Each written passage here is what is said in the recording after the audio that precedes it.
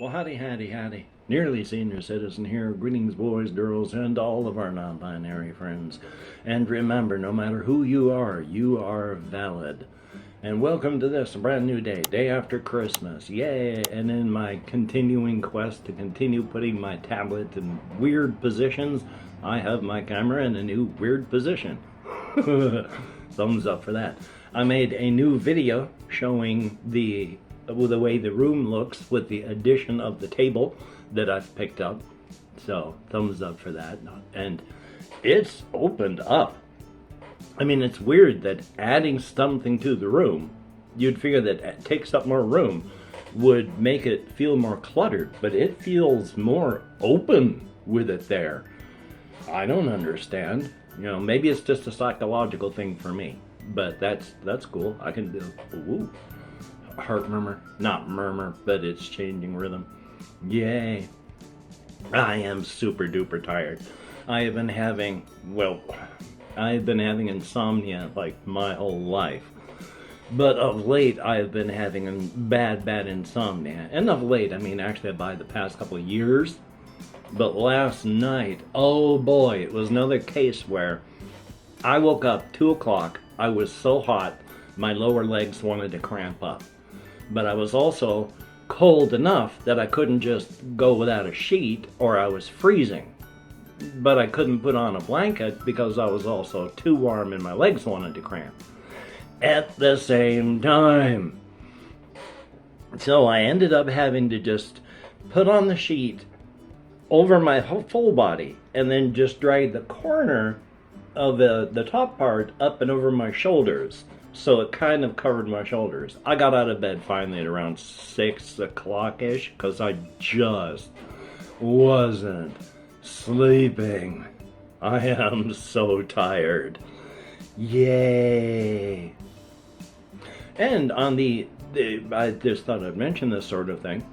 Because things have been just going weird places using Amazon, and oddly, FedEx has made it here just fine, and anything used in the post office gets delivered to the post office fine.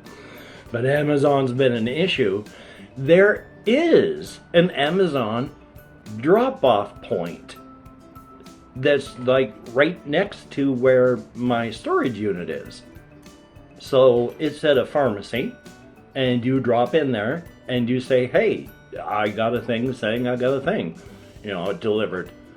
And then you get the thing. So, yay? Or it's got a delivery, one of those Amazon Dropbox things. I don't know. I've never been in there. All I know is I ordered some card sleeves today. And I didn't want to have them just sent out into the middle of nowhere and then have to try and track them down again. And it said, you can have them delivered to an area and go pick it up. And since it was there, I said, yeah. So I'm going to give that a shot. On the 3rd estimated delivery, it's going to arrive. When it actually does arrive, I'm going to go pick it up and then we'll find out what the experience is like and I'll let you know what's going on. But yeah, I wanted to get card sleeves to try and protect the cards that I have. Now, the cards that I have come in 2 sizes.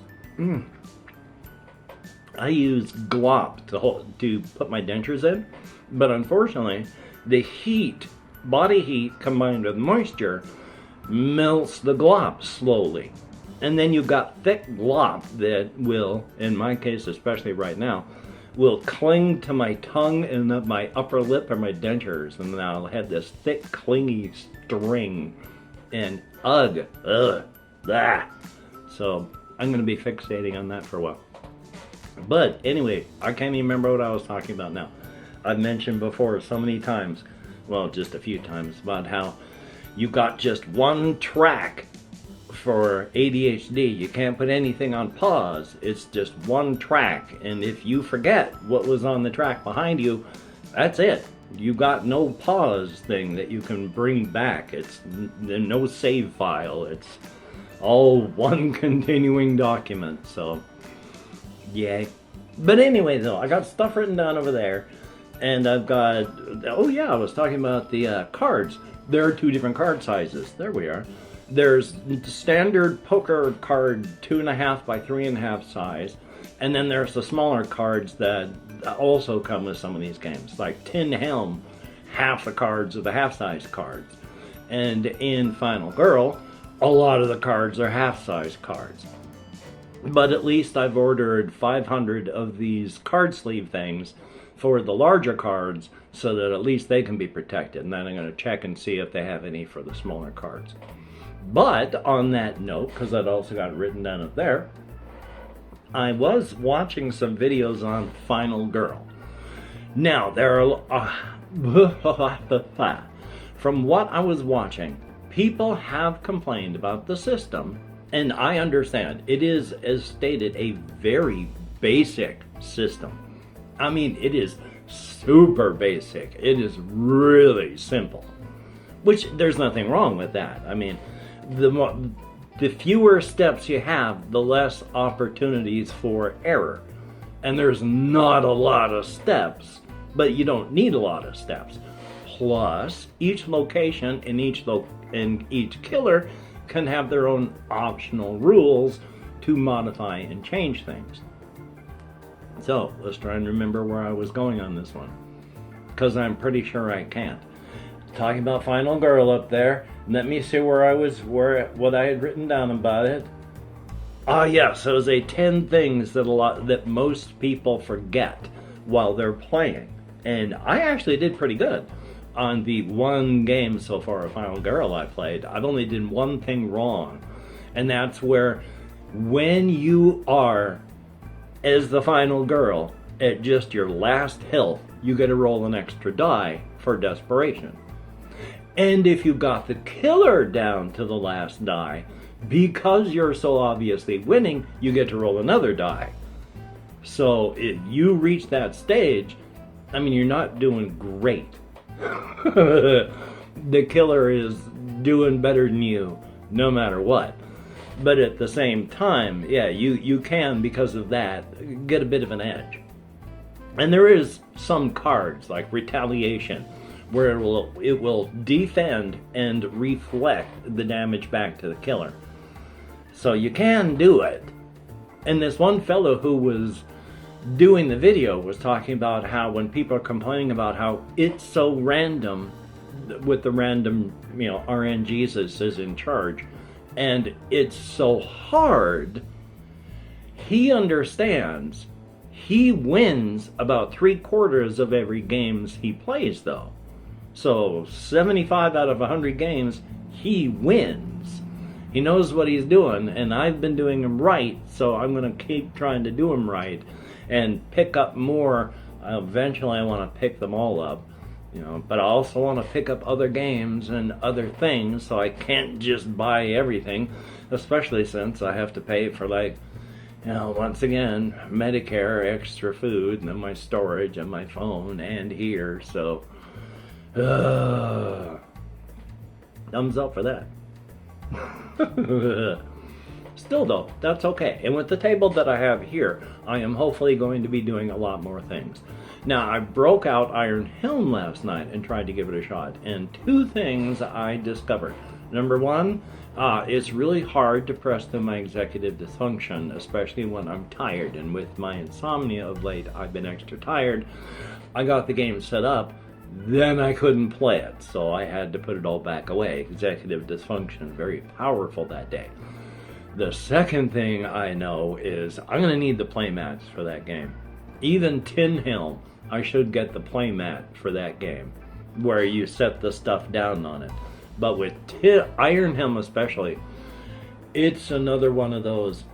It's big, a lot of parts, because you've got your health, your energy, you carry your gold, and you've got rations. So you've got 4 little things there, and you've got the cards that you're carrying for your inventory, and then there's the stacks of things, and you've got other cards that you're holding for your inventory, and then you've got your dungeon card. It's big. It gets spread out, which is fine. I mean, it's not advertised as something that you play on a 3x5 index card. No, it is a game. It takes space, and the playmats help. So I'm going to have to start picking those up as well as other things so I can fully play the game properly. Because with the slickery tabletops and with my brain, yay. They use the laser cutting on the cardboard pieces though, so when you're handling them in the beginning, popping them out of the cardboard holders and then picking them up and using them, you get all this black soot all over your fingers. Thumbs up. And then taking a look over there, let's see, I've talked about the 10 things, talked about the play mats. Oh yes, and some of the things I've been doing is I keep trying to practice writing so that, I mean, I used to write a lot and then my alcoholism really took over and I was unable to write because there was a small window of useful drunkenness that as my alcoholism went, you know, and it would slowly go like this, and then I would, this is how drunk I was, and it would, you know, as I drank, it would pass through, and I'd be too drunk to be able to do anything. As my alcoholism got worse over the years, that window got smaller, and it moved faster, so that eventually it got to the point I would take one drink, and it would just go whee, so that I couldn't do a thing while drinking. So for a very long time, I was not able to write properly because of my drinking. And then I got married, and then I wasn't able to spend a lot of energy on anything else but watching my wife die and trying to take care of her and keep her alive as long as possible. And then after she died, well, I've been trying to stay alive. The past couple of years, I have been trying to write to get my feet dipped back in the water, and especially with talking about the setting that I've had with the inside-outside Razor's Edge, with my cryptid stuff, with my cosmic horrors, with the cosmology of the whole multiverses. There's a lot of stuff I would love to be able to write. With my executive function issues, I don't know if I can, but I have been trying to write as best I can. And oh boy, I forgot. That's on a timer. And you press 60 minutes and 10 minutes to 60 minutes. And I pressed it for 60 and then dithered so much that it's done this. Hopefully I will be playing around with the exposure, or since I don't want to get up, I am so lazy right now. Come on now. Did that work? That's some light. Maybe that's good enough. Anyway though, if I can remember what I was talking about. So I've been trying to remember. I've been trying to, bloody chairs. These are the chairs supplied by the facility, and they're cheap and awful. But I've been trying to dip my toes in all the time, trying to keep them, trying to practice a bit, so that if I can ever push through the executive dysfunction and be able to write this stuff out, then I can write this stuff out. So at least I'm trying. I don't get far. Some of it is executive dysfunction. Some of it is insomnia. Some of it is the only real inspiration on stories that I have ever had is really with the settings that I'm working on now. And even if you're writing like snake vor stories, you know, if I'm doing that, I actually need a plot. But the problem with a plot in a snake vor story is you're having your characters get eaten by snakes. So there's no real way to carry on a plot, because as time goes on, you know, all of your characters are busy being digested by snakes. So it's kind of hard to write an actual plot of a story when you're writing that kind of story. So I've got insomnia, executive dysfunction, and then the paradox of needing a plot, but you can't have a plot unless your plot is, you know, how can I shovel as many people as possible down snake throats? which I think is a fine plot point. It's just, that's not the kind of story that I can really write for like more than a paragraph or two before I get bored. I need that extra plot point, something that's actual real to write about before I can even write a good vor story. So yay! Can't even write a bad vor story. I need plot. Oh well. Let me check my list over there. Ah, yes. I was watching on, well, I wasn't watching anything at all. I was on Twitter. I was reading various stuff while I was scrolling. One of them was a thing about where a person was replying to somebody else who was commenting on something in the news. And this person was saying, "Are the Europeans okay?" And it was a picture of some European, I think it was Nordic kind of tradition for the Christmas time, you know, and so there's costumes and stuff, and it's like, "Are the Europeans okay?" And it's like, you know, just because you don't have traditions, you know, and practices doesn't mean that others don't. It may look weird to you because you're of a different culture, but just because your culture doesn't have it doesn't make it weird or wrong. Just because it looks weird or wrong to you doesn't mean it is, and it only looks weird or wrong to you because it's not of your culture. I'm of two minds of tradition. On the one hand, tradition is just peer pressure from dead people. And in that case, I just say screw tradition. I mean, I found out that I accidentally did that.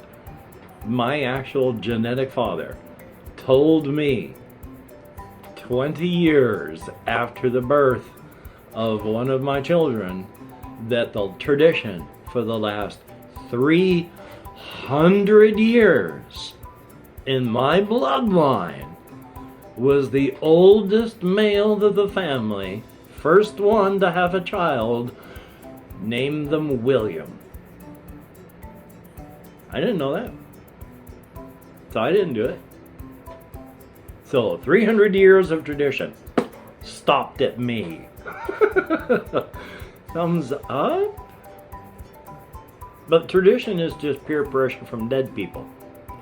And in this case, I don't care about that tradition. Who cares? Big deal. But some traditions, like the traditions that are practiced even today for stuff like Christmas, some traditions are part of the glue that can hold the culture together. Sometimes for good, sometimes for bad, depending on the actual tradition and whether or not your culture is flexible enough to make necessary changes to keep a tradition going into the future, kind of ship of Theseus style. You know, if you keep changing it, is it really tradition? But tradition can be the glue that holds culture together. So when you see cultures doing something that you would consider weird, like in Finland, I can't pronounce the things, but go look up the traditions in Finland. You'll find it weird if you are not from Finland. But that's because you're not from Finland. So basically it's like, don't go laughing at other things just because you didn't grow up with them. I mean, of course you can. You know, you were born, so you were free, so happy birthday. You can do whatever you want. You know, you're also free to pay the consequences for your actions, but you're free to do whatever you want. So, yay. But today I am going to do not much. It is almost 2:00 p.m. and I'm finally getting this done. I'm going to go for walkies at some point because I have barely gone out for walkies these past like couple weeks now. I have barely gone out. If I'm lucky, I am going a mile in a day out there. Now, part of it is cyclical depression. Part of it is the seasonal affective disorder. And part of it is just, this is the time of year when the weather is bad, and culturally and traditionally you kind of hunker down and you don't go out and do stuff. Bad weather. So as much as I want to go out and do stuff, I also can't really easily go out and do stuff. So I'm beating myself up for no good reason is what I'm trying to say. What I want to do for the future with my games as I get them and with the things that I have now is, even if I don't play them, to bring them out, place them out in the positions that they would be played, and then hopefully break it up into two pieces so that I actually play and then make that a different video. But at least show how it's all set up. So, yay. But I don't have it yet, but I want to thank each and every one of my Patreon patrons that are not on this page, but are still beautiful and awesome people.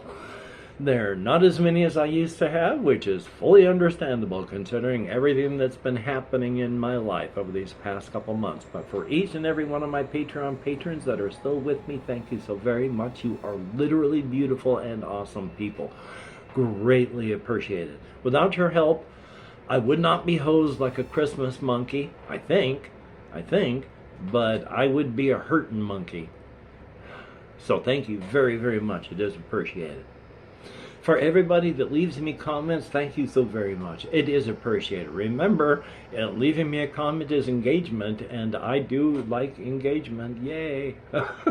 Also, just as me, I do like engagement. I read every single comment, even though I can't answer every single comment with my executive dysfunction.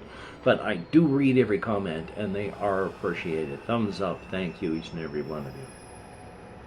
So, hey. I am just going to edit this, render this, upload this, get things together, go for walkies at some point, hopefully play and record something, if not just play something, and then go to bed and hopefully sleep. I'm going to have to take like two Benadryl tablets tonight in the hopes that maybe I can sleep. I got to get one of my fans out of storage as well, because I don't have a fan running, and that could be part of what is making me so uncomfortable and why I can't sleep. I need moving air. I haven't had moving air. So, yay. Anyway, though, you take care. Have a great day today. I will see you on the flip side, and that is indeed a very good thing. And now, through the magic of editing, I've been holding this on my hand the entire time because I started the recording process by tapping the on button screen. And while I am going to tap the on button screen to stop recording, I am also, through the magic of editing, going to go like this. And the obligatory part of the show where I give you a view of what my room is now, in view of any changes and what's been going on. Bath mats are still the same. This is all the same. Still have the dice tower. There's a little Baffy with my 7-Eleven things. I guess they're cats. And here's my table and stuff and my computer and all my little things that are all up and standing. My $45 dragon. That one's got to be up on display, of course. I still have all these things here. And of course, my bathroom with shower. And then this, I've moved the refrigerator with the microwave closer here. This is still safe. It is a very directed beam of air that comes through here when the heater is on. And that is moved over because I have put this table here now. And the weird thing about putting in this table is just like with these tables over here, I've added something. And it's kind of opened up to seem even bigger now. So that's kind of odd, but I like it. Now, the table is here for game playing to make sure I have the room. And because it's just a table there, I can easily bring it out and I have stuff to put over the top and then I can record games on it. So that's good. And these, while they are technically Christmas lights, as I call them, the trashiest Christmas lights, they are all still just RGB lighting. I'm not going to be taking them down. I still think they're nice. So I'm going to be leaving them up. Yay! So thank you very much. This is my tiny, tiny little apartment. I like it. So you take care. Have a great day today. I will see you on the flip side. And that is indeed a very, very good day indeed.